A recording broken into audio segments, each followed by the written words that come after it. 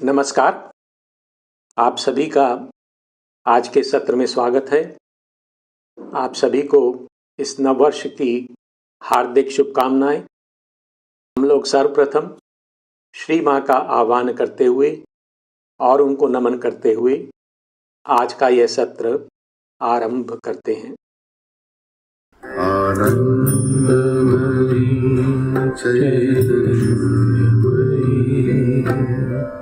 सत्यमयी परमे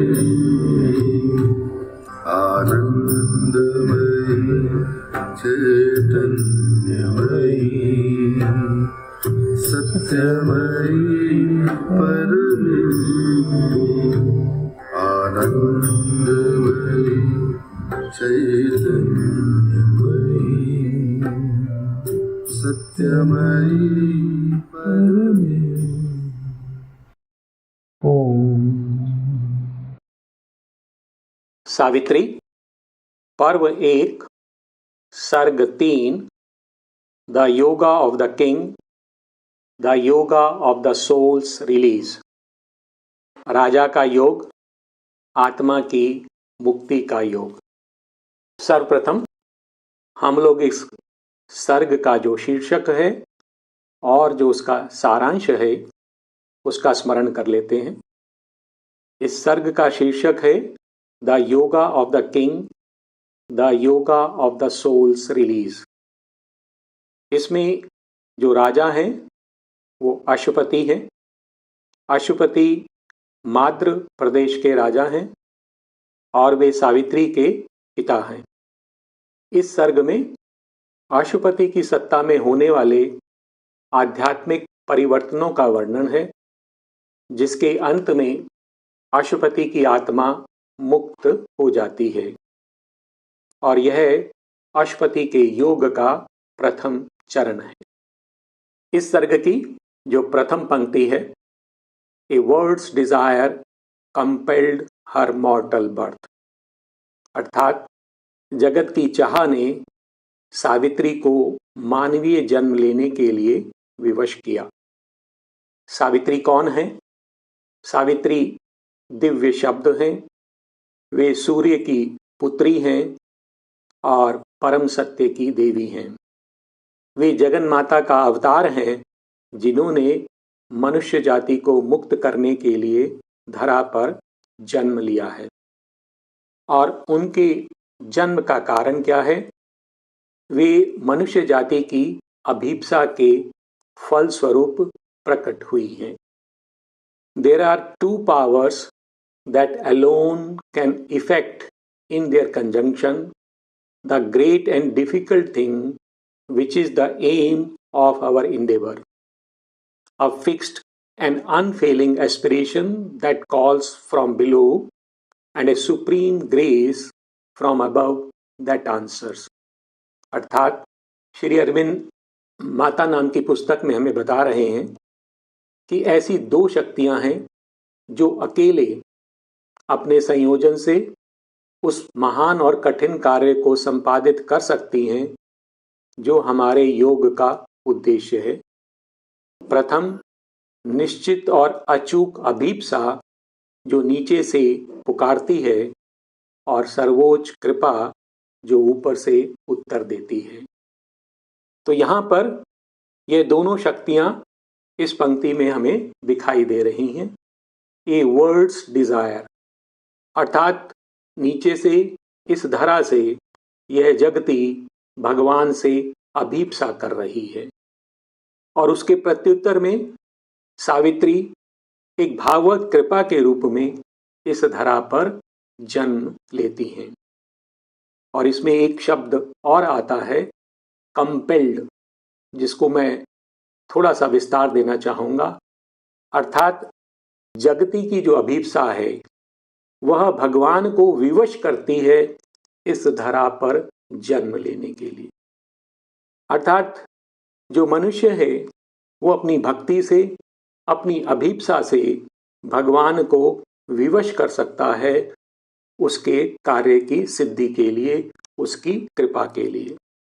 ए world's desire compelled her mortal birth, इसके पश्चात जो पंक्तियां हमारे समक्ष हैं और उसके आगे की कुछ पंक्तियां, उसमें श्री अरविंद हमें बता रहे हैं कि अशुपति कौन है।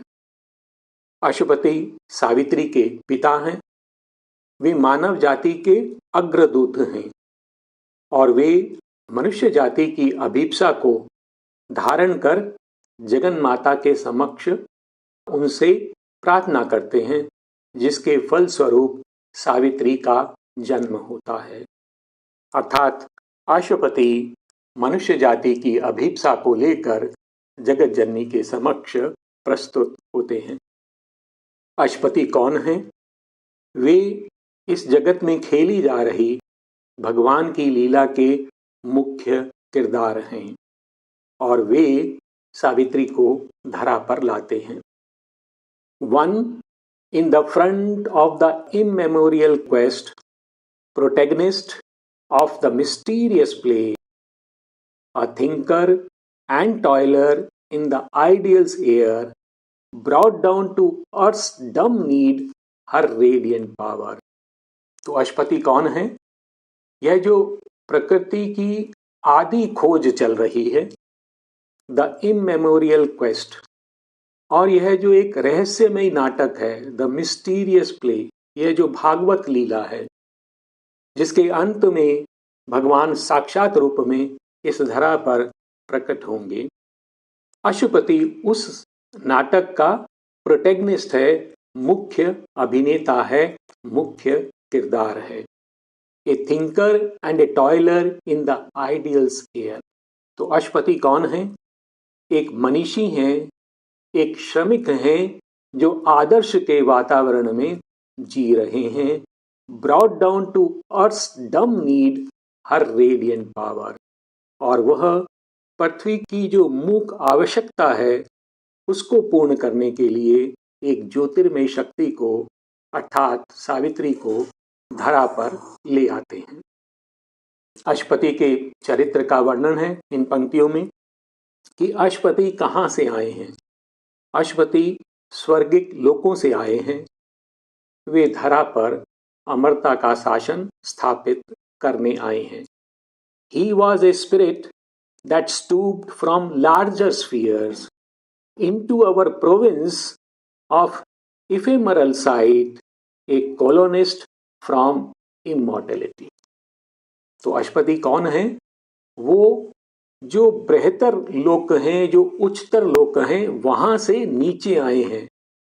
His was a spirit that stooped from larger spheres into our province of ephemeral sight. और वो कहाँ आए हैं? ये हमारे जगत में आए हैं जहाँ मनुष्य निवास करते हैं और जिनकी दृष्टि नश्वर है और सीमित है। एक कॉलोनिस्ट फ्रॉम इमॉर्टलिटी। और वो कौन है?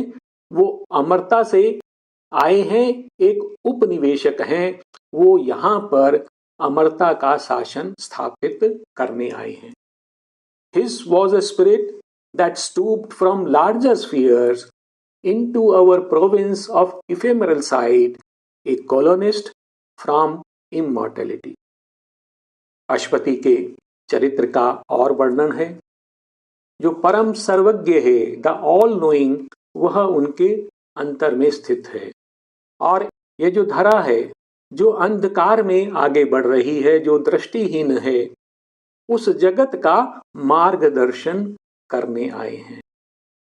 A pointing beam on earth's uncertain roads, his birth held up a symbol and a sign. तो उनका जन्म किस प्रकार का है?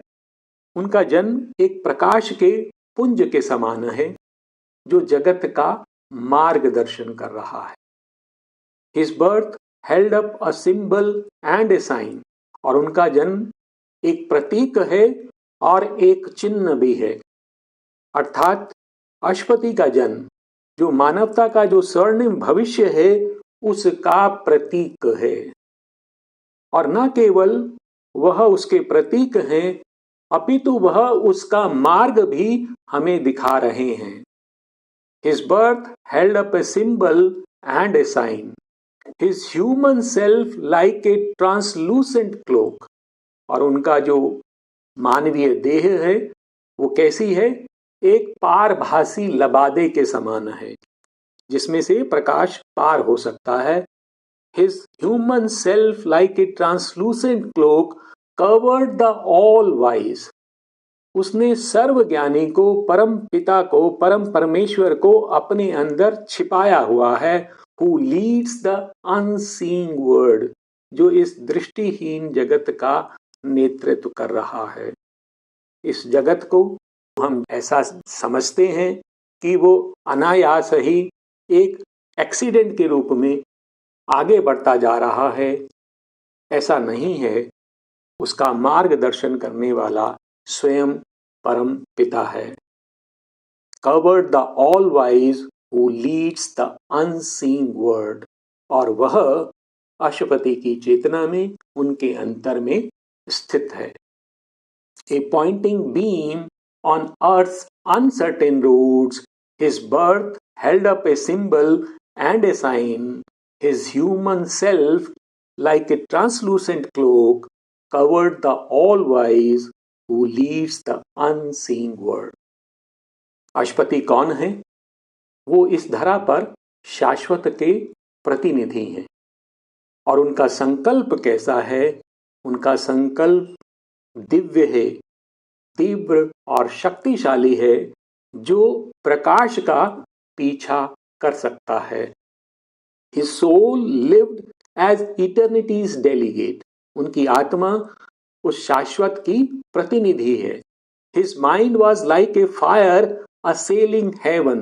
उनका मन कैसा है? एक अग्नि के समान है जो स्वर्ग पर आक्रमण करता है। His mind was like a fire assailing heaven. His will a hunter in the trails of light. और उनका संकल्प किस प्रकार का है? एक शिकारी के समान वह प्रकाश का पीछा करता है। His soul lived as eternity's delegate. His mind was like a fire assailing heaven. His will a hunter in the trails of light. और उनके कर्म कैसे हैं? उनके जो कर्म हैं वो देवताओं की छाप लिए हुए हैं। An ocean impulse lifted every breath. तो अशुपति की श्वास कैसी है कि जैसे उसमें कोई सागर उठ रहा है। An ocean impulse lifted every breath. Each action left the footprints of a god. और उनका जो प्रत्येक कर्म है वो इस प्रकार का है जैसे वो देवताओं की छाप लिए हुए है, जैसे स्वयं देव उस कार्य को कर रहे हैं। Each movement was a beat of puissant wings.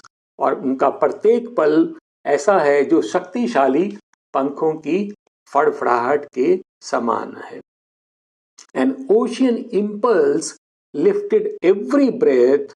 Each action left the footprints of a god. Each movement was a beat of puissant wings. और अब यहाँ पर भाव का परिवर्तन हो रहा है। हमें अभी अशुपति के चरित्र के विषय में श्री अरविंद ने बताया। अब वे बता रहे हैं कि मनुष्य कौन है। वे हमें बताते हैं कि मनुष्य का जो मानवीय रूप है वह मात्र एक मुखौटा है, और मनुष्य वास्तव में अविनाशी परम का छद्म रूप है। उसके अंतर में आत्मा निवास करती है जो भगवान का अंश है, और वह उसके जीवन का संचालन करती है। अर्थात वह हमें बता रहे हैं कि मनुष्य वस्तुतः भगवान का ही छद्म रूप है, और इसलिए वह उस रूप को प्राप्त कर सकता है। और यही उसके जीवन का उद्देश्य है कि जो वह स्वयं सत्य रूप में है वही वह बन जाए। This bodily appearance is not all. अर्थात यह जो हमारी देह है, यह जो हमारा शारीरिक रूप है, यही सब कुछ नहीं है। The form deceives, the person is a mask. यह जो बाह्य रूप है यह हमें धोखा देता है। यह जो व्यक्तित्व है हमारा, यह जो हमारी पर्सनैलिटी है, वह भी एक मुखौटा है। Hid deep in man celestial powers can dwell, और मनुष्य के गहन अंतर में दिव्य शक्तियां वास कर सकती हैं. His fragile ship conveys through the sea of years an incognito of the imperishable. मनुष्य कौन है कि वह अविनाशी परम का छद्म रूप है, परंतु इस जगत में वो कैसे जी रहा है, जैसे एक जहाज जो भंगुर है, अर्थात जैसे हमारी देह जो समाप्त हो जाती है, वो काल के सागर में आगे बढ़ रही है. इसी प्रकार से वह मनुष्य इस जगत में आगे बढ़ रहा है. This bodily appearance is not all. The form deceives. The person is a mask. Hid deep in man's celestial's power can dwell. His fragile ship conveys through the sea of years an incognito of the imperishable. मनुष्य के विषय में बताते हुए कि उसका सत्य क्या है, अब श्री अरविंद हमें बता रहे हैं कि मनुष्य की विकास यात्रा कैसी होती है. मनुष्य काल के पथ का यात्री है, अर्थात वह काल में यात्रा कर रहा है और वह अपनी यात्रा के अंत में शाश्वतता को स्पर्श करता है. इस यात्रा में आगे बढ़ते हुए वह अपनी अमर सत्ता को अनुभव करता है और तब नश्वरता से उसका संबंध टूट जाता है. इस यात्रा के एक चरण में उसका चैत्य पुरुष और उसकी आत्मा एक हो जाते हैं. आरंभ में उसकी यात्रा किस प्रकार से चलती है कि वह अपने चैत्य पुरुष को खोजता है और फिर एक समय आता है जब उसका चैत्य पुरुष उसकी आत्मा से एक हो जाता है. His soul breaks out to join the oversoul. His life is oceaned by that super life. और जब उसकी आत्मा और चैत्य पुरुष एक हो जाते हैं, his soul breaks out to join the oversoul. His life is oceaned by that super life. तब उसका जो सीमित मानवीय जीवन है वह पराशक्ति से भर जाता है. और तब यह जो सिद्ध मनुष्य है उसकी सत्ता को परा प्रकृति अपनी शक्ति से भर देती है और अपनी शक्तियों को उसके माध्यम से अभिव्यक्त करती है, अर्थात वह जगत जननी का एक उपकरण बन जाता है. जगत जननी और उसकी सत्ता एक हो जाती है और तब उस मनुष्य में भगवान प्रकट होते हैं. Then is revealed in man the overt divine. अर्थात तब मनुष्य में प्रत्यक्ष परमात्मा प्रकट होता है और इसके पश्चात उसकी सत्ता में परम पुरुष और परम प्रकृति दोनों स्थापित हो जाते हैं. A static oneness and dynamic power descend in him.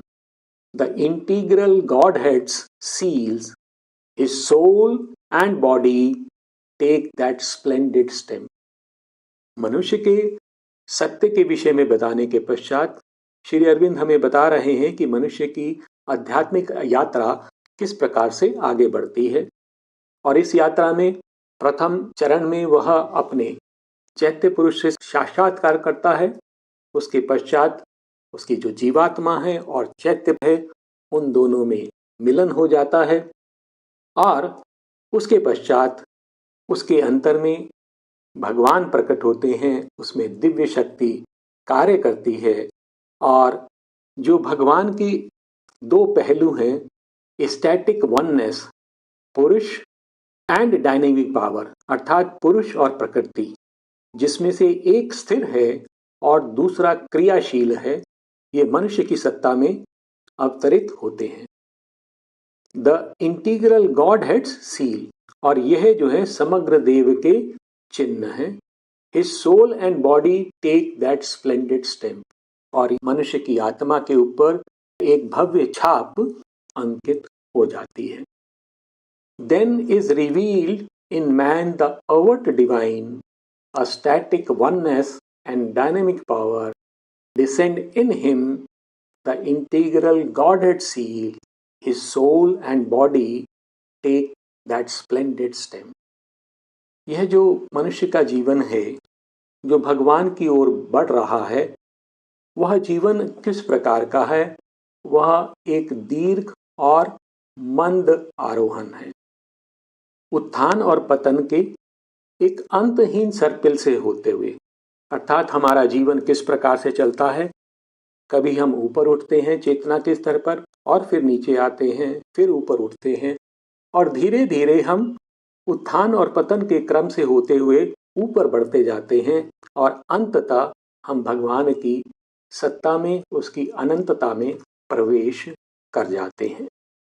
An endless spiral of ascent and fall until at last is reached the giant point through which his glory shines, from whom we were made, and we break into the infinity of God.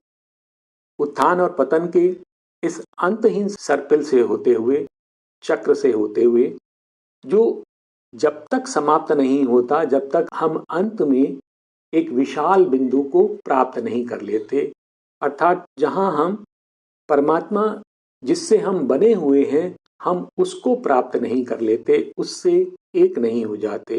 And we break into the infinity of God, और इस प्रकार हम अंत में भगवान की जो अनंतता है, उसका जो अनंत साम्राज्य है, उसमें प्रवेश कर जाते हैं। An endless spiral of ascent and fall until at last is reached the giant point through which his glory shines, for whom we were made, and we break into the infinity of God. अर्थात उत्थान और पतन के सर्पिल से होते हुए हम धीरे धीरे भगवान की ओर बढ़ते जाते हैं और अंत में हम अपनी प्रकृति का अतिक्रमण कर उस परा प्रकृति के प्रकाश में प्रवेश कर जाते हैं। Across our nature's border line we escape into supernature's arc of living life. अब यहाँ पर फिर भाव परिवर्तन हो रहा है। श्री अरविंद ने हमें पहले ही बताया कि सावित्री का जन्म क्यों होता है, फिर हमें उन्होंने अशुपति से परिचय कराया और फिर हमें मनुष्य की जो सत्य रूप है और उसकी जो जीवन यात्रा है, उसकी जो आध्यात्मिक यात्रा है, उसका चित्रण किया हमारे समक्ष। अब श्री अरविंद हमें बता रहे हैं कि यही सब परिवर्तन जो कि मनुष्य के जीवन में बहुत धीरे धीरे होते हैं, वह अशुपति की सत्ता में भी होते हैं। और अब जो पंक्तियां हमारे समक्ष आएंगी, वह धीरे धीरे जो अशुपति की सत्ता में आध्यात्मिक परिवर्तन हो रहे हैं, उनका वर्णन है। और वे हमें बताते हैं कि एक दिव्य शिल्पकार है, एक दिव्य शक्ति है जो अशुपति के चेतना में कार्य कर रही है और जो उनके अंदर यह आध्यात्मिक परिवर्तन ला रही है। एक शक्ति है, एक दिव्य शिल्पकार है जो अशुपति की सत्ता में ये दिव्य परिवर्तन कर रहा है। एक दिव्य उपस्थिति है जिसने अशुपति की सत्ता को स्वर्ग के उद्देश्य हित ढाल दिया है। अर्थात वो शक्ति क्यों ये परिवर्तन कर रही है? क्योंकि उसके पास एक कार्य है, एक स्वर्गिक उद्देश्य है, एक दिव्य उद्देश्य है और उसके लिए वह परिवर्तन अशुपति की सत्ता में हो रहे हैं। और इन परिवर्तनों के साथ वह अशुपति की सत्ता को एक दानवीय भार वहन करने योग्य बना देते हैं और इस प्रकार अशुपति की सत्ता में एक ऋषि का जन्म होता है। A seer was born a shining guest of time. एक ऋषि का जन्म हुआ जो काल का दीप्तिमान अतिथि था। तो वह कहाँ से आया है? वह उच्चतर लोकों से आया है, कालातीत से आया है, काल में आया है, इस धरा पर आया है। वह दिव्य प्रकाश लिए हुए है, वह इस जगत का अतिथि है, इसका रूपांतरण करने आया है, इसको आगे ले जाने आया है। A seer was born a shining guest of time. वह इस धरा का अतिथि है। और अब अशुपति की सत्ता में जो परिवर्तन हो रहे हैं उनका वर्णन हमारे समक्ष है। For him mind's limiting firmament ceased above. जो हमारा मन है वो हमारी उड़ान को सीमित करता है, परंतु अशुपति के लिए ये मन की सीमाएं समाप्त हो जाती हैं, अर्थात वो मन से परे चले जाते हैं। For him mind's limiting firmament ceased above. और उनका जो अहम है वह विस्तृत हो जाता है और अपने स्रोत में विलीन हो जाता है। The landmarks of the little person fell. The island ego joined its continent. शुद्र जो मानवीय चिन्ह है, पार्थिव चिन्ह है, वो समाप्त हो जाते हैं। The landmarks of the little person fell. और यह जो हमारी छोटा सा अहंकार है वो विस्तृत हो जाता है और हम उस महाद्वीप से एक हो जाते हैं। The island ego joined its continent. और इस प्रकार अशुपति के लिए जीवन और जगत की सीमाएं समाप्त हो जाती हैं। Overpast was this bird of rigid limiting forms, life's barriers opened into the unknown. तो यह जो जगत है इसमें जो रूप है वो अनम्य है, वो हमें सीमित करते हैं, परंतु अशुपति उसको पार कर लेते हैं। हमारा जो जीवन है वो भी हमें सीमित करता है, उसकी भी अपनी सीमाएं हैं और वह टूट जाती हैं और अशुपति परमज्ञ में प्रवेश कर जाते हैं। उसकी ओर उनकी यात्रा आरंभ हो जाती है। Overpast was this world of rigid limiting forms, life's barriers opened into the unknown. धरा पर जन्म लेने के कारण जो आत्मा का प्रकृति से समझौता होता है वह अशुपति के केस में समाप्त हो गया, रद्द हो गया। जब भी कोई आत्मा इस धरा पर जन्म लेती है तो वो प्रकृति की जो अंधकार है, उसकी जो जड़ता है उसको स्वीकार करती है, उसकी सीमाओं में कार्य करने के लिए बाध्य हो जाती है। परंतु अशुपति के केस में धरा पर जन्म लेने के कारण प्रकृति की अज्ञता से और जड़ता से उनका जो समझौता हुआ था वह अब रद्द हो जाता है, अर्थात वो प्रकृति की सीमाओं से मुक्त हो जाते हैं।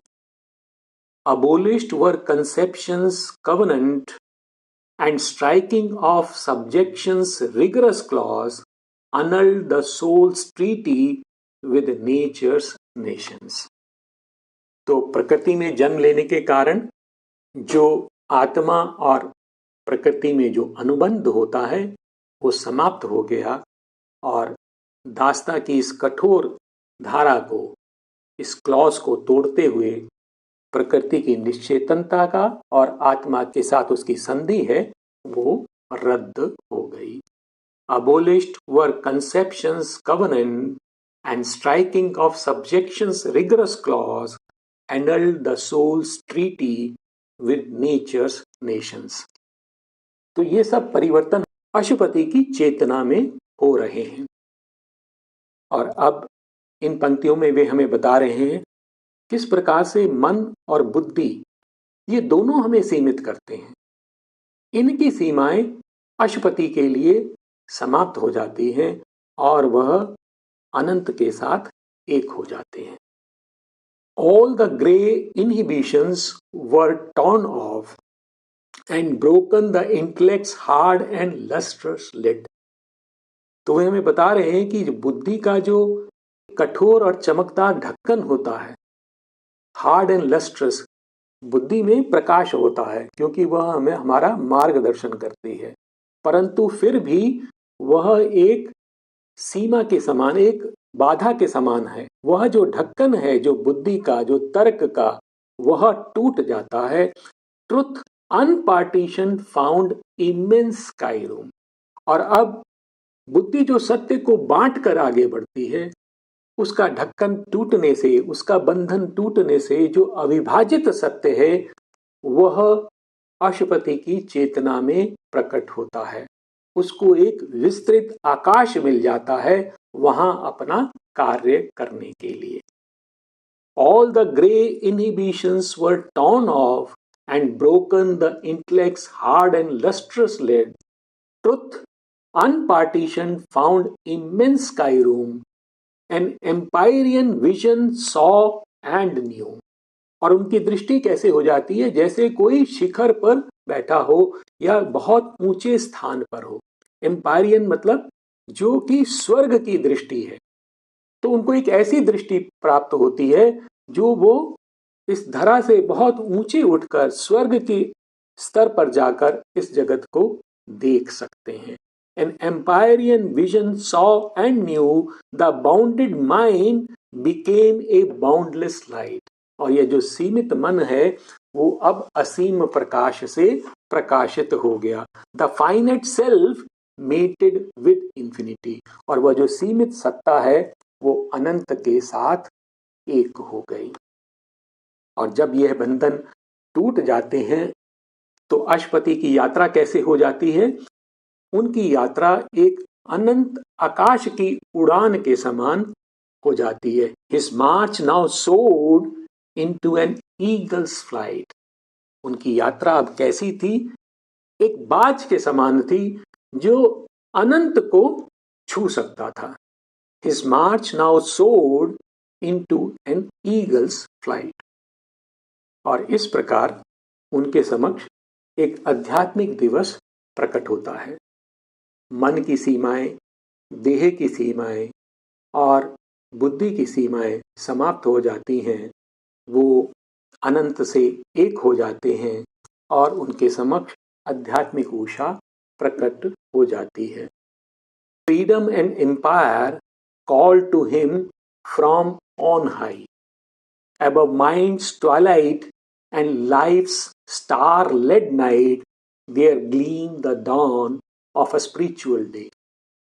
तो अब अशुपति को कौन पुकार रहा है? स्वतंत्रता और संप्रभुता जो ऊर्ध्व में स्थित है। Freedom and empire call to him from on high.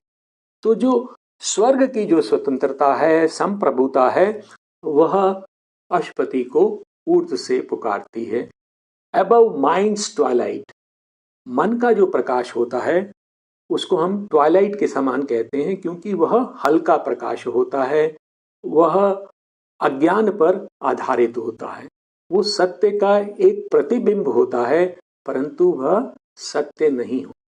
और इसलिए मन को चंद्रमा से उसकी उपमा दी जाती है क्योंकि चंद्रमा का प्रकाश भी सूर्य जो सत्य है उसका परावर्तित प्रकाश है, उससे प्राप्त होता है।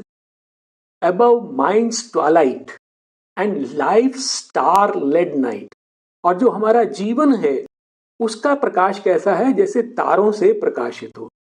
जो हमारी लाइफ फोर्स है उसमें भी एक प्रकार का प्रकाश होता है, एक ज्ञान होता है, परंतु वह हल्का ज्ञान होता है और उसे तारों की उपमा दी गई है। Above mind's twilight and life's star-led night, there gleamed the dawn of a spiritual day. और इनसे परे एक आध्यात्मिक दिवस की उषा चमक उठती है। अर्थात अशुपति देह, प्राण और मन इनकी सीमाओं से मुक्त हो जाते हैं। तो इस प्रकार अशुपति ज्यों-ज्यों आरोहण करते जाते हैं उनके कार्यों में जो मानवीय सीमाएं हैं उनका प्रभाव कम होता जाता है। अशुपति में बुद्धि के अवरोधों को, जो मनुष्य के मन की उड़ान को और आत्मा के अनंत में गोता लगाने के प्रयास को रोकते हैं और उसे सुरक्षा प्रदान करते हैं, हटा दिया। तो हमारी जो बुद्धि है वो एक प्रकार से हमें सुरक्षा प्रदान करती है, परंतु वह साथ साथ हमारे मन को ऊपर उठने से और हमारी आत्मा को अनंत में गोता लगाने से रोकती भी है। अशुपति, उनका जो निर्भय संकल्प है, फियरलेस विल फॉर नॉलेज, ऐसा संकल्प जो कि सत्य को पाना चाहता है, उस संकल्प के सहारे जो तर्क शक्ति है, उसकी जो सीमाएं हैं, उसको पार कर लेते हैं। वो तर्क शक्ति जो मन को उड़ने से रोकती है और आत्मा को गहराइयों में गोता लगाने से रोकती है। ए फियरलेस विल फॉर नॉलेज।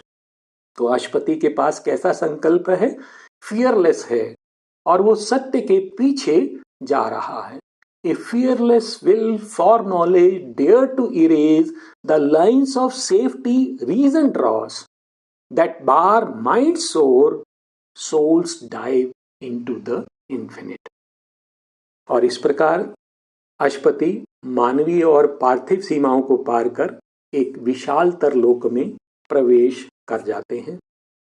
अशुपति मानव के अंतर जो गोपित शक्तियां हैं, जो सुप्त रहती हैं और अप्रयोग में रहती हैं, उनको हस्तगत कर लेते हैं और तब चमत्कार उनके लिए सामान्य कर्म बन जाते हैं और उनके जो प्रयास हैं, उनके जो कर्म हैं, वो दिव्य कर्म बन जाते हैं।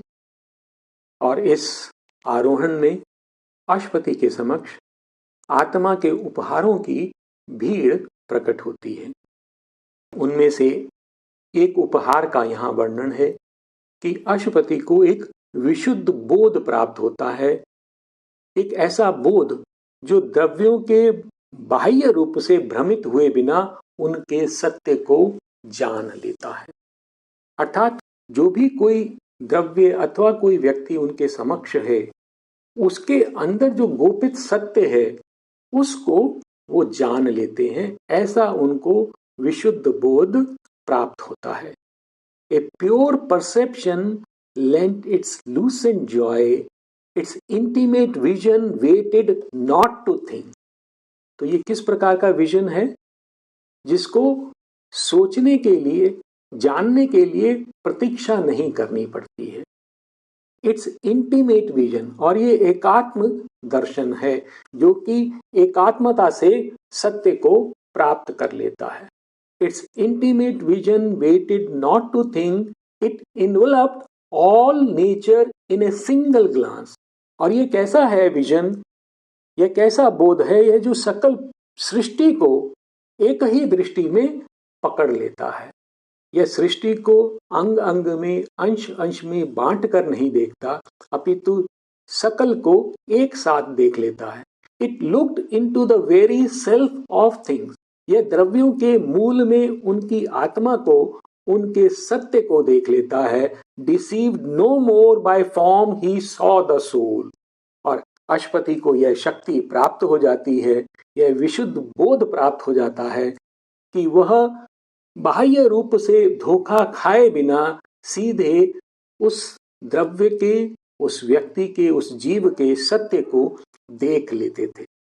A pure perception lent its lucent joy, its intimate vision waited not to think, it enveloped all nature in a single glance, it looked into the very self of things, deceived no more, by form he saw the soul।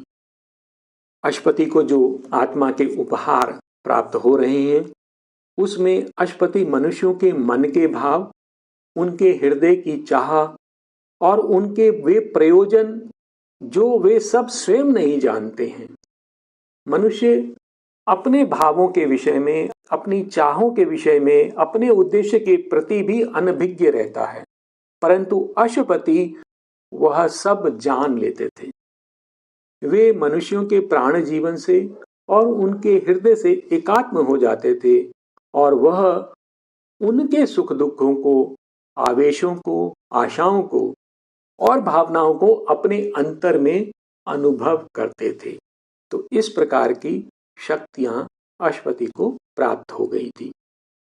अशुपति के अंतर में एक परिवर्तन होता है जिससे उनके जो देह के जो अंश हैं जो अभी तक मन और प्राण के सेवक थे, वो उस स्तर से उठकर अब आत्मा के अनुचर बन गए।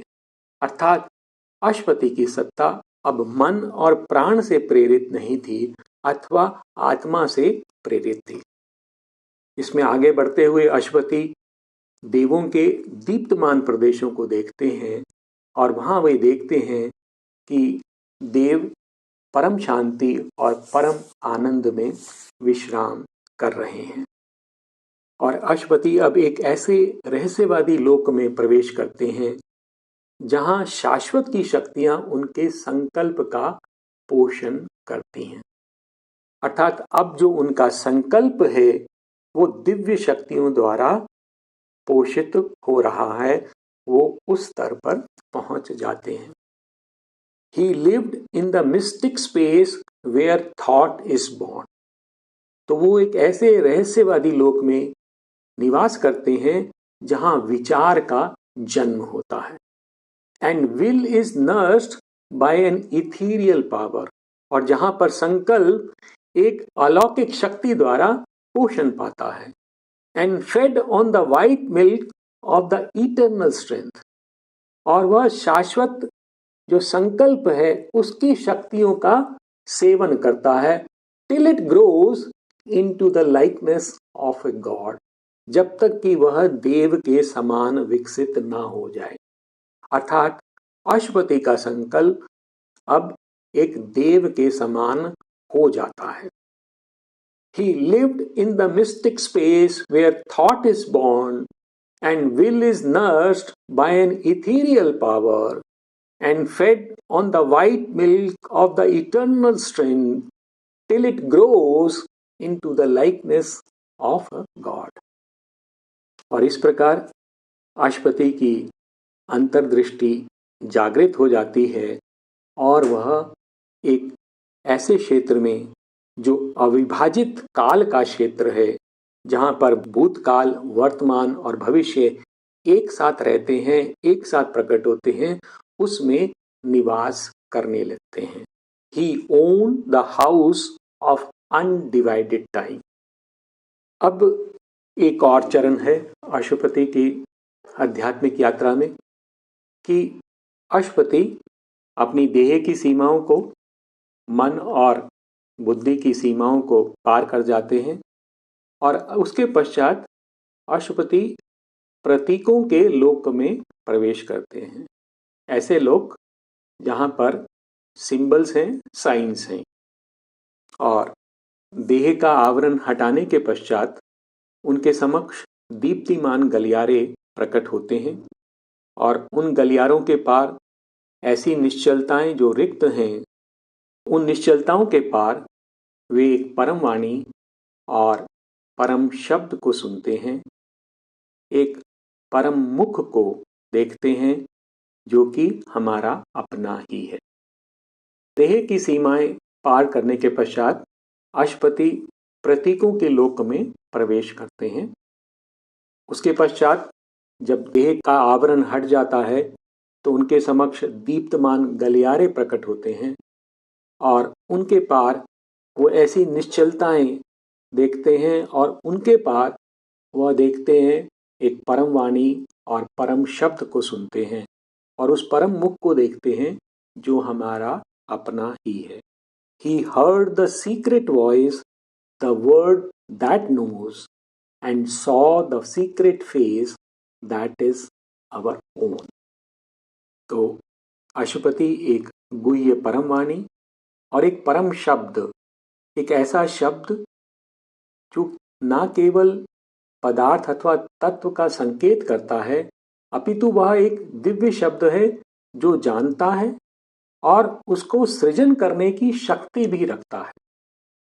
The word that knows and saw the secret face that is our own. और उन्होंने वह गुह्य मुख देखा जो हमारा अपना ही है। इसके पश्चात कुछ ऐसी शक्तियां जो अपूर्व शक्तियां थी, अभूतपूर्व शक्तियां और प्रभाव, उन्होंने अश्वपति को स्पर्श किया। अश्वपति को एक ऐसा ज्ञान प्राप्त हुआ जो एकात्मता पर आधारित था और जिसने सकल प्रकृति को अपने आलिंगन में ले लिया। A consciousness of beauty and of bliss, a knowledge which became what it perceived, replaced the separated sense and heart and drew all nature into its embrace. तो एक ऐसी चेतना जिसमें सौंदर्य और आनंद का बोध था, a consciousness of beauty end of bliss, A knowledge which became what it perceive. तो एक ऐसा ज्ञान जो एकात्मता पर आधारित था, जो एकात्मता से प्राप्त होता था। Replace the separated sense and heart, उसने भेद पर आधारित हमारे बोध को और हृदय को बदल दिया। And Drew all nature into its embrace, और उसने सकल प्रकृति को अपने आलिंगन में ले लिया। इसके पश्चात अशुपति की सूक्ष्म इंद्रियां जागृत हो जाती हैं। अशुपति के समक्ष वह सब प्रकट होता है जिसका यहाँ पर कोई वर्णन नहीं कर सकता है। All was revealed there, none can here express. Vision and dream were fables spoken by truth, or symbols more veridical than fact, or were truths enforced by supernatural seals. अर्थात वहां पर वह सब प्रकट हो गया जिसका यहाँ पर कोई वर्णन नहीं कर सकता था। दर्शन और स्वप्न सत्य द्वारा बोली जाने वाली दंत कथाएं थी, अथवा वे दर्शन और स्वप्न प्रतीक थे जो तथ्य से अधिक वास्तविक थे। तो वहाँ पर जो प्रतीक हैं वो जो तथ्य है उससे अधिक वास्तविक थे। और were truth enforced by supernatural seal, और वहाँ पर वे दर्शन और स्वप्न ऐसे सत्य थे जो अलौकिक मोहर लिए हुए थे। इस प्रकार अब आगे बढ़ते हुए अमर सत्ताएं और अनेकों लोगों के जीव उनके निकट आते हैं। इनमें ऐसे जीव भी हैं, अमर जीव जिन्हें हम मृत समझते हैं, वो अशुपति को गुह्य ज्ञान प्रदान करते हैं। The ever living whom we name as dead could leave their glory beyond death and birth to utter the wisdom which exceeds all phrase। तो ये अमर जीव जिन्हें हम मृत समझते हैं, वो मृत्यु और जन्म से परे का लोक उसके अपने ऐश्वर्य को छोड़कर अशुपति के पास आते हैं और उन्हें अपना ज्ञान प्रकट करते हैं। एक ऐसा ज्ञान जो समस्त सूक्तियों से परे है। To utter the wisdom that exceeds all phrase. और यह जो अमर सत्ताओं से संपर्क का उदाहरण है वह हमें श्री अरविंद के अपने शब्दों में भी मिलता है, जिसमें श्री अरविंद ने अलीपुर जेल में स्वामी विवेकानंद से हुई अपनी भेंट का उल्लेख किया है। और श्री अरविंद वहां लिखते हैं कि स्वामी विवेकानंद के साथ मेरा संपर्क जेल में हुआ, जब वे लगभग 15 दिनों तक मेरे समक्ष आध्यात्मिक सत्य प्रकट करते रहे। उन्होंने मुझे अंतर्ज्ञान लोक के विषय में पहली बार बताया जो अतिमन का प्रथम द्वार था। तो इस प्रकार ये श्री अरविंद का अपना स्वयं का अनुभव था कि ऐसी सत्ताएं, अमर सत्ताएं, वह अशुपति के पास आती हैं और उन्हें एक ऐसा ज्ञान जो किसी भी सूत्र से परे है, सूक्तियों से परे है, फ्रेज से परे है, वह उनको देते हैं। The ever living whom we name as dead could leave their glory beyond death and birth to utter the wisdom which exceeds all phrase। और यह कैसा क्षेत्र था? It was a region of wonder and delight। यह आश्चर्य का क्षेत्र था और प्रसन्नता का क्षेत्र था। अशुपति को यहाँ पर सूक्ष्म श्रवण शक्ति, सूक्ष्म स्पर्श शक्ति और सूक्ष्म दृष्टि प्राप्त होती है, और इस प्रकार उनकी चेतना निरंतर ऊपर उठते हुए जड़, प्राण और मन के क्षेत्र को पार कर जाती है। हम लोग यहाँ पर इस सत्र को विराम देंगे। एक बार इस सर्ग में जो आगे के अंश आने वाले हैं उनका हम कुछ स्मरण कर लेते हैं। जिससे इस सर्ग में आगे क्या होने वाला है वो हमारे समक्ष आ जाएगा।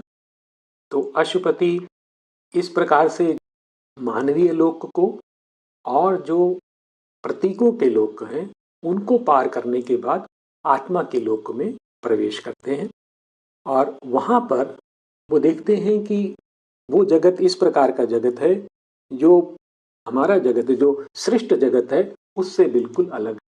और वहाँ पर वो देखते हैं कि जगत के सभी संघर्ष समाप्त हो जाते हैं और इस प्रकार अशुपति की आत्मा मुक्त हो जाती है।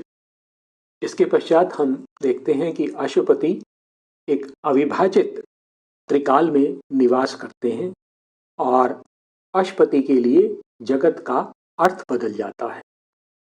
इसके पश्चात अंतर्ज्ञान का अवतरण होता है जो अशुपति की सत्ता का रूपांतरण करता है। अभी तक हमने देखा कि अशुपति आरोहण करते हुए आत्मा के लोक तक पहुंच जाते हैं, परंतु उनकी अपनी सत्ता में परिवर्तन नहीं होता है, उसका रूपांतरण नहीं होता है और इस कारण उन्हें कई बार वापस नीचे आना पड़ता है। लेकिन अब क्या हो रहा है, उनकी सत्ता का रूपांतरण हो रहा है, तो अंतर्ज्ञान का अवतरण होता है जो अशुपति की सत्ता का रूपांतरण करता है। एक देवी अवतरित होती हैं जो उनकी सत्ता को प्रकाशित कर देती हैं और इस प्रकार अशुपति की आत्मा अज्ञान से मुक्त हो जाती है और यह अशुपति का प्रथम आध्यात्मिक परिवर्तन है।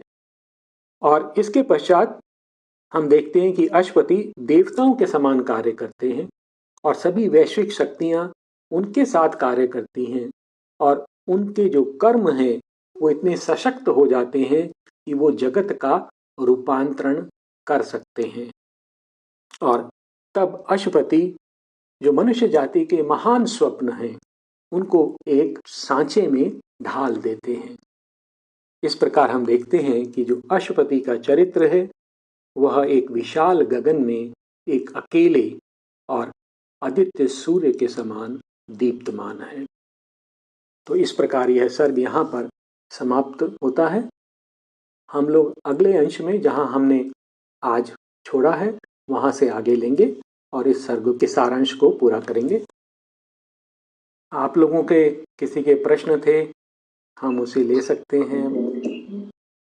वो जो लाइन नंबर 46 है ना, पेज नंबर 23 पर, हाँ जी, इनकॉग्निटी ऑफ इम्पेरिशेबल, के पहले वाली लाइन थी his fragile ship conveys through the seas of year. उसमें आपने बोला था कि मनुष्य का जो शरीर है वो एक फ्रेजाइल शिप है, यानी टूटा हुआ शिप है जो सीज ऑफ ईयर में कन्वे होते रहता है, जाते रहता है। हाँ जी, हाँ जी। लेकिन सर आपने उसका नीचे वाला नहीं बताया, इनकॉग्निटी ऑफ द इम्पेरिशेबल। अच्छा अच्छा, देखिए मैं इसको दोबारा ले लेता हूँ। His fragile ship, fragile ship जो है हमारी देह है, वो फ्रेजाइल है जो कि समय के साथ नष्ट हो जाती है। Conveys through the sea of years, तो वो ईयर्स मतलब काल, तो हम काल में आगे बढ़ रहे हैं। तो जैसे एक शिप समुद्र में आगे बढ़ता है वैसे ही हम इस देह के साथ आगे बढ़ रहे हैं काल के सागर में। और इसमें देह हमारा शिप है जिसको हमने धारण किया हुआ है और जो इसमें आत्मा है वो उसका यात्री है। एन इनकॉग्निटो, इनकॉग्निटो का मतलब होता है कि जिसने कोई दूसरा नाम लिया हुआ है, मतलब एक दूसरा परिचय लेके जो हमारे समक्ष आया है। An incognito of the imperishable, तो इम्पेरिशेबल यहाँ पर वो है जो कि सनातन है, जो कि कभी नष्ट नहीं होता है, अनश्वर। तो अनश्वर जो कि परम सत्ता है उसका यह इनकॉग्निटो है, एक छदम रूप है। हमारी जो आत्मा है वो उस परम का एक अंश है, हम उसका छदम रूप है क्योंकि हम इसमें उस परम को नहीं देख पाते हैं। और हमारी जो आत्मा है इस देह में विराजमान इस काल की यात्रा कर रहा है। तो एक बार हम लोग शांति मंत्र के साथ श्री माँ को नमन करते हुए, उनको धन्यवाद करते हुए, प्रणाम करते हुए इस सत्र को विराम देते हैं। ओ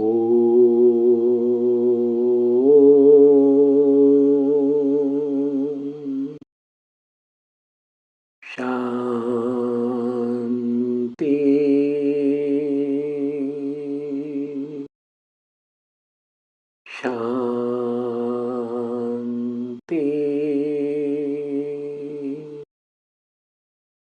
शांति।